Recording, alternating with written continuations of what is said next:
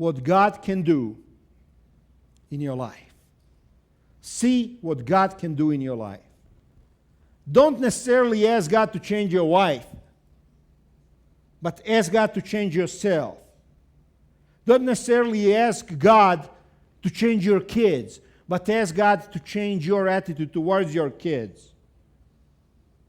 Don't necessarily ask God to give you back your old job, but ask Him to put you in a job where you will be able to do His will and His ministry as well.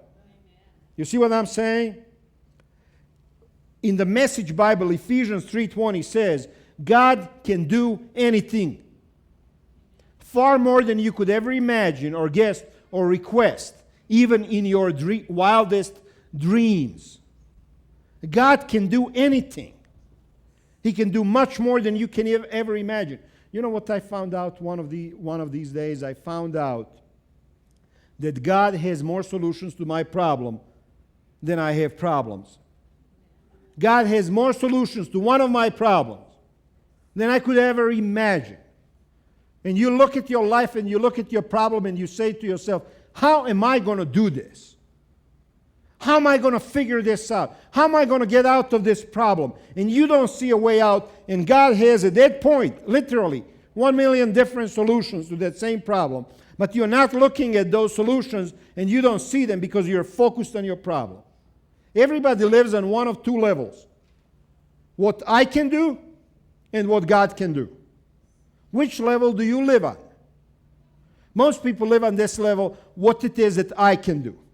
How do I change that person? How do I rebuild that marriage? How do I rebuild that relationship with the kids? How do I? And when you think that way, you run out of options. You simply run out of options because humanly speaking, you do not see everything. Look, you and I, we see forward, right? Maybe a little bit to the side. If you turn your head, you see over here to the side.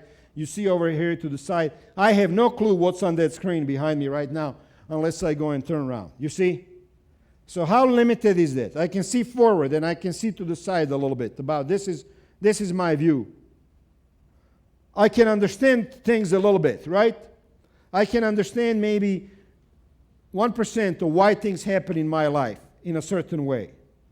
God, He's over there above, and He sees forward and backwards and to the side and below and up and inside into my heart and inside into your heart and inside into the heart of your boss or the heart of your wife, and He just sees and understands and comprehends everything.